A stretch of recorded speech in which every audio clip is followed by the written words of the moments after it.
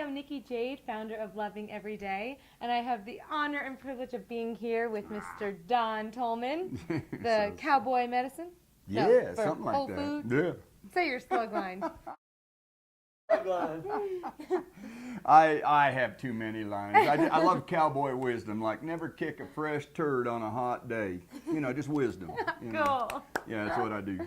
So I had the honor, me and my hubby and my daughter Emma, we had the honor of staying here at Don's house in Utah, and the most love I felt in such a long time, the most loving family, and I thank you so much for having us. Thank you.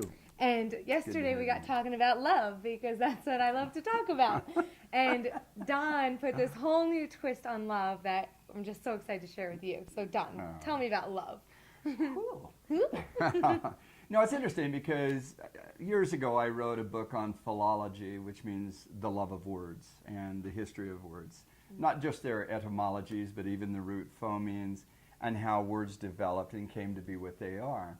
And in the English, which embraced all kinds of different languages and pulled it together into one tongue for the people, that there could be unity and understanding and no more miscommunications and all of that.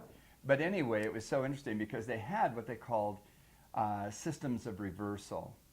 And so it's words that are spelled forwards and backwards that tie into each other. It's like the word time. Time are actually the notes in the musical scale when you say do, re, mi, fa, sol, la, ti, do. T is T-I, do, re, mi, M-E. So they put those notes together and created time. Most people aren't even aware of the history of that and why we call it time, and the movement of the sun and the moon of the stars in measures. And so you reverse spell time and it's emit, which means to radiate a certain frequency. And so all this goes back into this set of reversals. It's like the word love. Love literally meant joy of the heart. If you look at the history of the letter E, it actually came from individuals with their arms upraised, shouting joy and hallelujahs for being alive.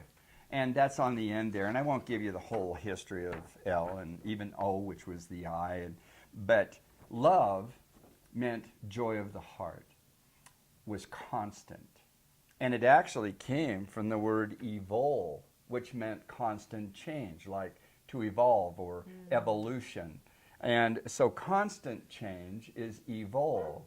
And constant with no change is love.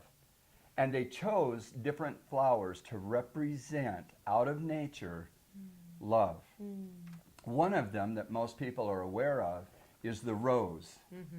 And you look at the rose, and they took a letter off that and put it on the front of it. And that was eros, which meant excitement and intimacy. And then they had sub rosa, which meant to keep the love that you have deep within you. A lot of people thought it meant under the table, but that came later with people having to hide because they were healers. They were filled with love and they were hunted down, and so they had to go underground. But the sub rosa, the eros, the love meant constant and unchanging. So when people are in love, it was a bonding that should last over an entire lifetime.